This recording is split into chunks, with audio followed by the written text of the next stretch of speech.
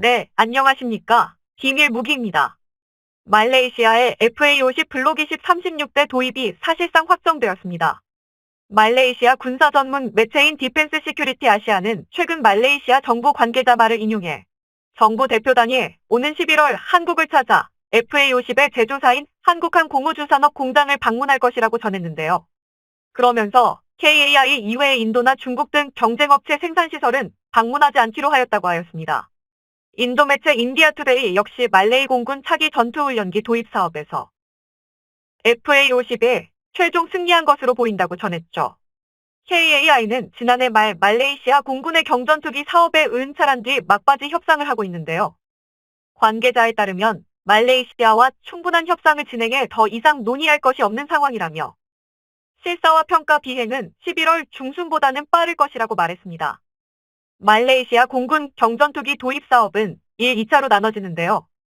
각 18대 규모로 같은 기종을 도입하기로 밝힌 바 있어 총 수출 규모는 36대가 될 것으로 보입니다. KAI가 말레이시아에 제안한 FA-50은 최신 개량형인 블록 20 버전으로 폴란드에 수출되는 것과 같은 모델입니다.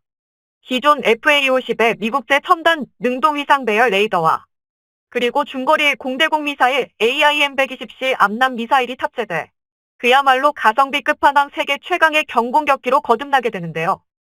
AESA 레이더로는 레이시온 팬텀 스트라이크와 노스럽 그루먼의 AN APG-83 경합 중이지만 팬텀 스트라이크가 이미 개발이 완료되어 즉시 교체가 가능하고 현재 공대공 미사일이 역시 레이시온의 AIM-120 암람 C7이 채택되어 레이더와 공대공 미사일의 연동이 이번 블록 20의 핵심인 바 레이시온 AESA 레이더가 유력한 상황입니다. 레이시온 홈페이지의 레이더 소개란에서도 FA-50을 CG 처리에 탑재한 영상을 공개하기도 하였습니다. 지난 21일 일산 킨텍스에서 개막된 디펜스 코리아 2022 방산전시회에는 레이시온 부스가 마련돼 팬텀 스트라이크를 선보이기도 했죠. 말레이시아의 FA-50 블록 20 도입이 기정사실화되자 인도네시아에서 예상 못한 반응이 나오고 있습니다. 인도네시아는 T-50 6대와 항공기 운영을 위한 후속 패키지 관련 계약을 작년 7월 16일에 진행한 바 있는데 그동안 3차례에 걸쳐서 쭉 미뤄왔었습니다.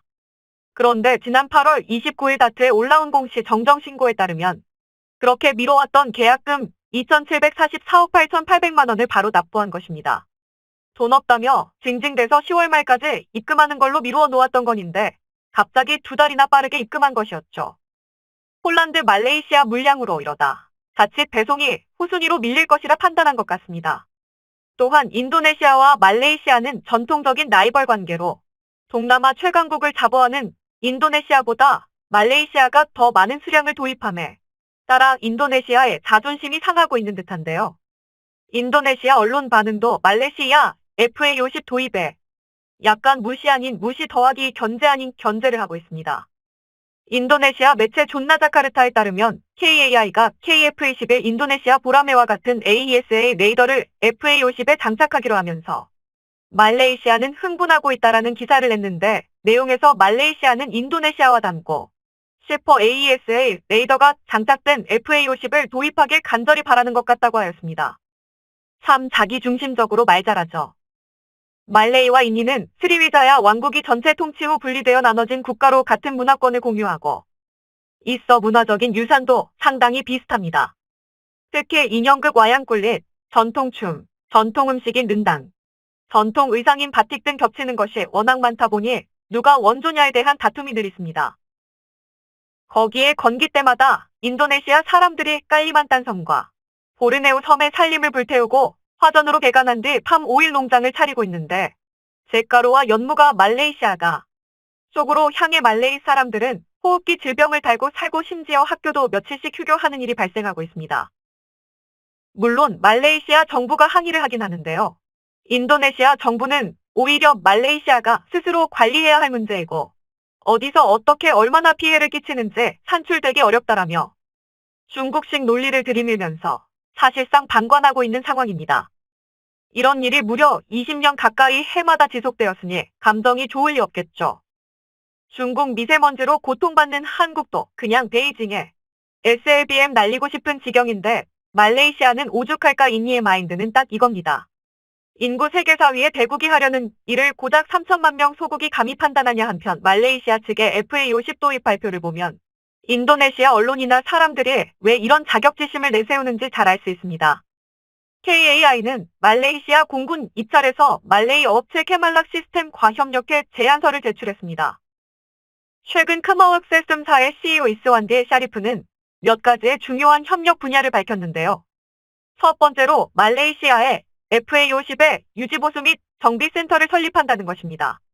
샤리프 CEO는 여기서 인도네시아를 콕 집어 언급하기도 하였는데요.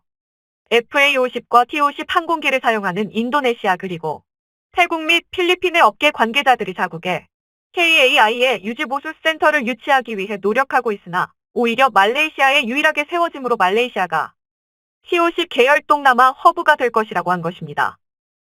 최근 인도네시아 T52 추락사고가 정비사고로 밝혀짐에 따라 인도네시아가 KAI의 MRO 유치를 더욱 원하고 있었다는 후문이 들려오고 있는데 오히려 말레이시아가 유치를 따냈으니 자존심이 상할 만하죠. 그러니 진작에 잘했어야지. 샤리프 CEO는 한국의 유지관리 능력은 전 세계 최고 수준으로 우리 정비공들은 한국으로부터 무수히 많은 것들을 터득할 수 있을 것이다라고 하였죠. 실제로 한국의 MRO 기술력은 전 세계 최고 수준입니다. 무기체계 전체 시장 규모 중 MRO 사업의 비중은 60에서 70%에 이르는 것으로 알려져 있는데 이는 무기체계 개발과 양산보다 더 큰 시장 규모입니다. MRO는 무기체계의 정비, 수리, 분해 조립을 포괄하는데요. 무기체계 수입국들은 이를 지속적으로 관리하기 위해 주기적 성능 개량, 단종 관리, 수리 및 정비, 전문 인력 양성, 교육 등 해야 하기 때문입니다. 대한항공은 1979년부터 아시아 태평양 지역에 서서 유일하게 미 군용기 종합정비창을 운용해 아시아 지역에 주둔하고 있는 대부분의 미국 전투기들을 도맡아 수리하고 있습니다. 이렇게 벌어들이는 외화도 만만치 않죠.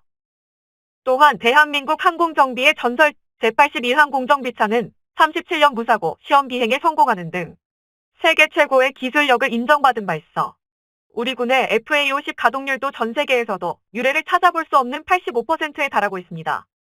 한편 동남아에서 FA50 수요가 급증함에 따라 남중국해를 두고 영유권 분쟁을 벌이고 있는 중국 또한 소가리를 하게 생겼는데요.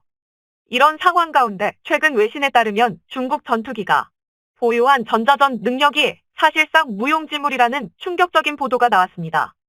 홍콩 사우스 차이나 모닝 포스트에 따르면 낸시 펠로시 미국 하원의장이 대만으로 향하던 당시 중국 군용기가 펠로시의 전용기를 추적하기 위해 시도하였으나 전자전 기기의 성능 부족으로 인해 실패했다고 하였습니다.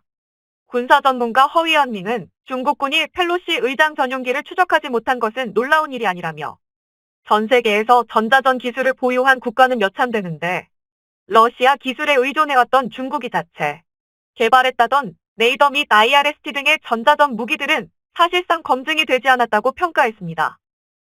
특히 펠로시가 대만을 방문하기 위해 우회했던 노선이 말레이시아와 중국 간의 영유권 분쟁을 벌이고 있는 루코니아 암초 인근 상공에서 보르네오 섬 해안에서 45일이 떨어진 제임스 암초 지역이었는데요. 해당 지역에서의 중국군의 전자전 능력이 무용지물이 된 것이 드러난 이상 말레이시아군이 도입할 FA-52 AESA 레이더와 암람을 통해 중국군 전투기들을 압도할 수 있을 것으로 보입니다. 특히 최근 한국 방산 기술력이 눈에 띄게 발전함에 따라 대한민국은 전자전 기술 분야에서 자립에 성공하며 세계 7위권의 강국으로 도약했는데요. 이 같은 주요 전자전 장비들은 국방과학연구소의 주관하에 해당 분야에서 40여 년의 관록을 자랑하는 전자전 세계 명가인 LIGNX1 등이 호흡을 맞춰 개발했습니다. 최근 LIGNX1은 올해부터 수출되는 국산 경공격기 FA50에 장착될 국외 FA50 달WR 외 2종 개조 개발 사업을 수주하였는데요. 국내 연구개발을 통해 개발이 완료된 기술을 바탕으로 FA50 항공기의 레이더 경보 수신기 및 초단 증폭기, 대역별 안테나, CMDS 연동 등 소형 경량화를 통해 동등 이상의 성능을 구현할 수 있게 되었습니다. 여기에 지난 7월 19일 첫 시험 비행에 성공한 국산 초음속 전투기 KF-21 보람에는 대한민국 전자전 장비의 대도약을 예고했는데요. 국내 최초로 각종 전자전 장비들을 하나로 합친 통합전자전 체계가 전투기 내부에 장착되어 있습니다. 해당 기술은 KF-21의 KF-X로 첫 사업을 추진할 당시 미국이 지목한 이전 불가한 핵심 4대 기술로 AESA 레이더, IRST, EOTGP, RF 제머입니다. 처음으로 초음속 전투기 개발에 뛰어든 한국 입장에서 믿었던 미국이 갑자기 기술 이전을 거부한 터라 참 난감하기 그지없었는데요. 위와 같은 전자전 능력을 보유하지 못한 전투기는 4.5세대는커녕 눈먼 전투기가 될 수밖에 없기 때문입니다. 아예 이대로 사업이 물거품되나 싶었지만 위기를 기회로 바꾸는 한국인들의 DNA는 여기서 다시 한번 극대화되었죠. 세계 개발을 맡은 KAI 외에도 약 225개의 국내 업체와 10여 개 정부 출연연구소, 15개 대학교 등이 참여해 4가지 핵심 기술을 모두 자체 개발하는 데 성공하였습니다. 항공 역사상 유례없는 빠른 성공이었죠. KF-21의 눈에 해당하는 AESA 레이더와 IRST는 하나 시스템이 개발했고, RF 제머를 포함한 통합 전자전 체계는 LIG 넥스원이 시제품을 납품했습니다. 말레이시아는 MRO 센터뿐만 아니라 조립 라인 시설을 구축하기로 하였는데, 이는 FA50 도입 이후 KF-21의 수출로도 이어질 수 있음을 뜻하는데요. 분담금 갖고 장난질하는 인이나 남중국해도 먹으려 하고 하는 중국 모두에게 크게 한 방 날릴 수 있는 일타쌍피가 되겠죠. 시청해주셔서 감사합니다. 영상이 도움이 되셨다면 구독과 좋아요 부탁드리며 다음에 더 유익한 영상으로 찾아뵙도록 하겠습니다.